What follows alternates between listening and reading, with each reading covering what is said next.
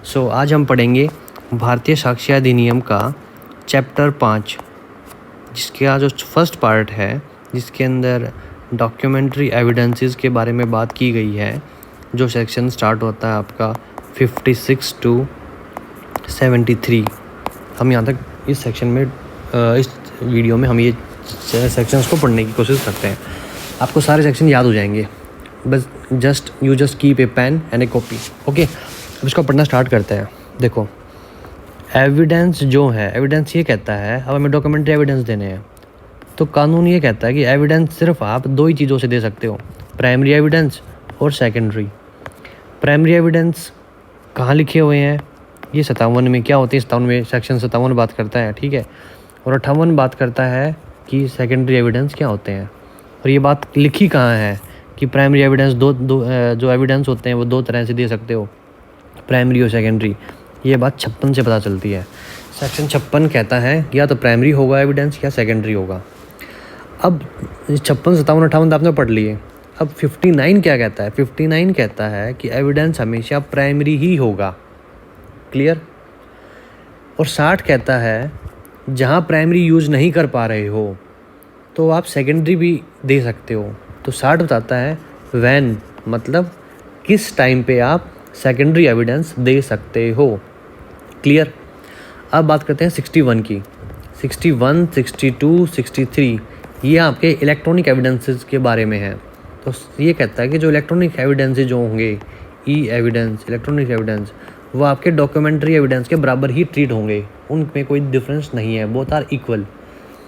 62 कहता है कि जो प्रोसेस जो फॉलो किया जाएगा वो 63 के अंदर हमने मेंशन कर रखा है। 62 ने बताया जो 63 में लिखा हुआ प्रोसीजर है उसके अकॉर्डिंग आपका जो ई एविडेंस है वो एडमिट किया जाएगा। अब वो एडमिट कैसे होगा वो सेक्शन 3 में बताया हुआ है, 63 में बताया हुआ है। एडमिशन ऑफ ई एविडेंस बहुत सिंपल है, आप इसको पढ़ के देखना, आपको समझ आ जाएगा। अब बात करते हैं सेक्शन 64 की। अब 64 हमारा इस डब्बे से या इस बॉक्स के रिगार्डिंग है। ये बॉक्स क्या कहता है 64 के अंदर कि जो भी प्राइमरी एविडेंस में आपने बोला था कि प्राइमरी एविडेंस ही दोगे आप एविडेंस के तौर पे, ठीक है। तो जो नॉट प्राइमरी एविडेंस मतलब प्राइमरी डॉक्यूमेंट, जो प्राइमरी डॉक्यूमेंट है वही एविडेंस के तौर पे एक्सेप्ट होगा। लेकिन जो सेकेंडरी डॉक्यूमेंट है वो भी चलेगा, लेकिन कब चलेगा? जब प्राइमरी नहीं है। तो 64 कहता है जैसे कि दो पार्टी मान लेते हैं, पार्टी ए और एक पार्टी बी, कोई ओरिजिनल डॉक्यूमेंट बी के पास है, ठीक है। तो 64 कहता है जो ए है वो इसको नोटिस देगा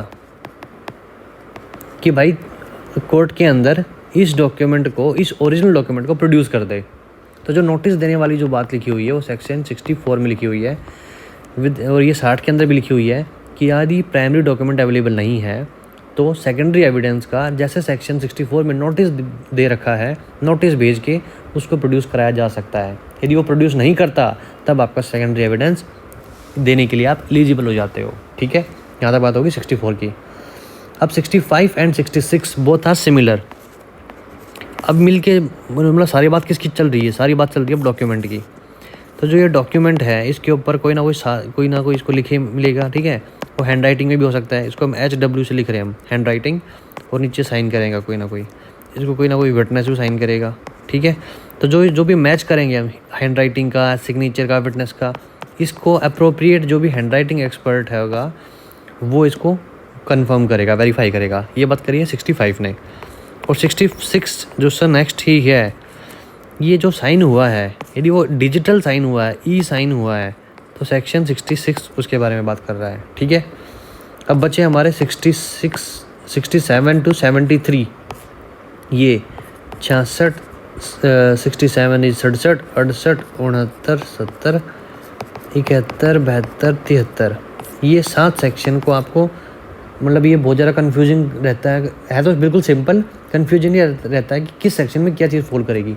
अब इसको हम समझते हैं इस एग्जांपल के साथ, ठीक है। इसमें हम पहले, आप अपनी कॉपी में पहले लिख लो कि सबसे पहले हम पढ़ेंगे इस डॉक्यूमेंट को। This is the document number 1। दूसरे पे this is the witness number 2।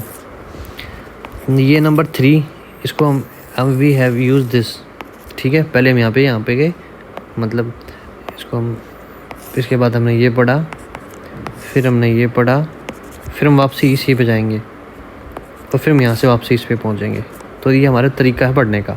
Document पढ़ा, पहले हम डॉक्यूमेंट के बारे में डिस्कस करेंगे, फिर हम विटनेस के बारे में डिस्कस करेंगे, फिर हम पार्टी के पास जाएंगे, थर्ड नंबर पे हम पार्टी के पास जाएंगे, और फोर्थ नंबर पे हम दोबारा विटनेस के पास जाएंगे, और फिफ्थ नंबर पे दोबारा से हम डॉक्यूमेंट के पास जाएंगे। तो ये हमारा प्रोसेस रहेगा। वी विल गो लाइक कि भाई ऐसे ऐसे ऐसे ऐसे, राइट। अब हम इसको पढ़ना स्टार्ट करते हैं। अब देखो, डॉक्यूमेंट जो होता है हमारा, कोर्ट में जब एविडेंस दोगे, या तो आपका डॉक्यूमेंट अटेस्टेड हो, ये हो सकता है, या फिर आपका डॉक्यूमेंट रजिस्टर्ड हो, ठीक है, या फिर रजिस्टर्ड हो। तो डॉक्यूमेंट आपका रजिस्टर्ड है तो आपको नो विटनेस इज रिक्वायर्ड, मतलब किसी भी विटनेस को जिसकी हैंडराइटिंग या साइन को मैच करना है उसको बुलाने की ज़रूरत नहीं है। मतलब बेसिकली हम पढ़ क्या रहे हैं, उसको प्रूव कर रहे हैं। किसको? उस डॉक्यूमेंट को ऊपर साइन करने वाले उसकी हैंडराइटिंग को हम प्रूव कर रहे हैं बाय दैट डॉक्यूमेंट्री एविडेंस। तो इसमें जो साइन किया गया है उस बंदे को बुलाने की ज़रूरत नहीं है विद रिस्पेक्ट टू हैंडराइटिंग का मैच या साइन का मैच किसी भी विटनेस को। यदि वो अटेस्टेड है डॉक्यूमेंट तो कम से कम एक विटनेस को बुलाओ, मिनिमम 1 विटनेस, ठीक है, 1 W को बुलाओ अटेस्टेड डॉक्यूमेंट यदि आप सबमिट कर रहे हो तो, ताकि उसकी जो हैंडराइटिंग उसको वेरीफाई कर सकें। अब रजिस्टर्ड में एक एक्सेप्शन है। एक्सेप्शन क्या है? यदि वो विल के रिगार्डिंग है, विल एक रजिस्टर्ड डॉक्यूमेंट है, लेकिन फिर भी रजिस्टर्ड डॉक्यूमेंट होने के बावजूद भी हमें कम से कम एक विटनेस बुलाना है जो अपनी हैंडराइटिंग या साइन को जिसकी हम वेरीफाई कर सकें। सिंपल। तो ये बात है हमारी 67 के अंदर जो डॉक्यूमेंट के बारे में बात करता है। डॉक्यूमेंट या तो रजिस्टर्ड होगा या फिर अटेस्टेड होगा। अटेस्टेड है तो एक विटनेस बुलाओ, रजिस्टर्ड है तो एक भी मत बुलाओ। और इस रजिस्टर्ड के केस में यदि विल है तो आपको कम से कम एक बंदा तो बुलाना ही पड़ेगा जो सिंपल अटेस्टेड डॉक्यूमेंट की तरह काम करेगा, ठीक है। अब हम देखते हैं डॉक्यूमेंट के बाद हम पढ़ते हैं विटनेस। यदि विटनेस ही गायब हो जाए, साइन तो कर दिए थे, आज वो विटनेस गायब हो गए तो क्या होगा? तो इसमें से कम एक विटनेस की, मिनिमम एक विटनेस की हैंडराइटिंग और साइन प्लस दोनों पार्टी ए पार्टी बी की जो हैंडराइटिंग है उसको मैच कराया जाएगा, ठीक है। किसके द्वारा? हैंडराइटिंग एक्सपर्ट के द्वारा मैचिंग होएगी। अब हमने ये पढ़ लिया। अब हम पढ़ते हैं पार्टी के पास, क्योंकि हमने ये फर्स्ट ये पढ़ा, फिर ये पढ़ा, अब हम जा रहे हैं पार्टी के पास। अब पार्टी ने एक डॉक्यूमेंट, जो ये डॉक्यूमेंट था, लेट अस सपोज ये डॉक्यूमेंट्स को मैं क्लियर कर देता हूँ टाइम बीइंग के लिए। इसको पार्टी ए ने साइन कर दिया तो इसका मतलब क्या हो गया? ये पार्टी ए ने इसको अटैच कर दिया है।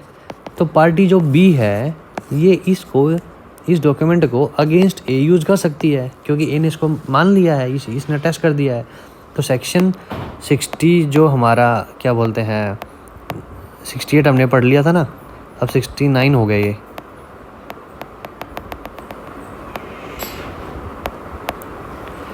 तो सेक्शन 69 इज,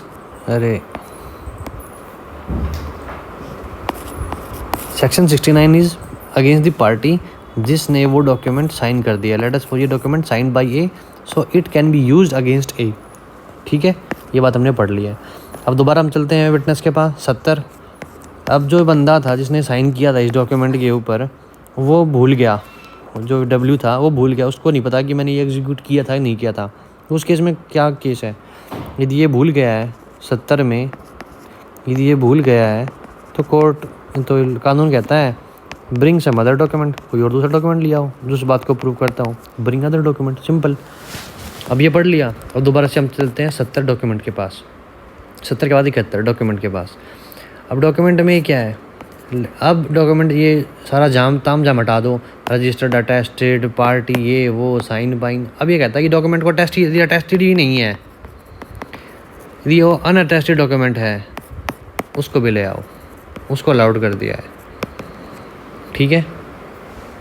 तो ये 70 के बारे में बात होगी। अब बच्चा कौन सा? 71 कहाँ गया? ये 70 था, ये 71 है। अब 72 क्या कहता है? 72 कहता है जो भी सारा जो ताम झाम, इसको मैं साफ कर देता हूँ एक बार, जो भी अभी तक ये ताम झाम हुआ था कि भाई इसके साइन, इसकी हैंडराइटिंग, विटनेस की, इसकी, इन सभी को, सबसे ऊपर कौन बैठा अभी? कोर्ट कहता है अभी कंपेयर कराते हैं हम सभी की हैंडराइटिंग। अभी मेरे सामने करके दिखाओ, इसको कह देगा चल भाई साइन करके दिखा, अपने हैंड राइटिंग लिख के दिखा कुछ छोटा बहुत पार्ट, ठीक है। तो ये बंदा इतना पोर्शन लिख रहा है, टक टक टक टक, ठीक, इसने लिख दिया। तो जो भी इसने लिखा है, लास्ट में लिखा हुआ है, जो भी इसने लिखा है इस लिखे हुए को या इस साइन को, लेटर इसने साइन कर दिया, इस साइन को आगे कहीं भी यूज़ नहीं किया जा, कहीं भी यूज़ नहीं किया जा सकता, कांट बी यूज्ड, ठीक है। It cannot be used in future, clear. और बचा लास्ट, जब इस साइन के बारे में बात होगी, जहाँ साइन चलता है उसके साथ साथ उसका दोस्त चलता है। जैसे 65 में और 66 में क्या था, हैंड राइटिंग मैच करी थी, 66 में ई सिग्नेचर आ गया था। वैसे ही 72 में आपने हैंड राइटिंग वगैरह सारी मैच कर ली हैं, साइन वगैरह मैच कर ली हैं, तो 73 साइन आते ही जहाँ पे उससे अगला सेक्शन साइन, मतलब डिजिटल सिग्नेचर के बारे में बात कर रहा है, क्लियर।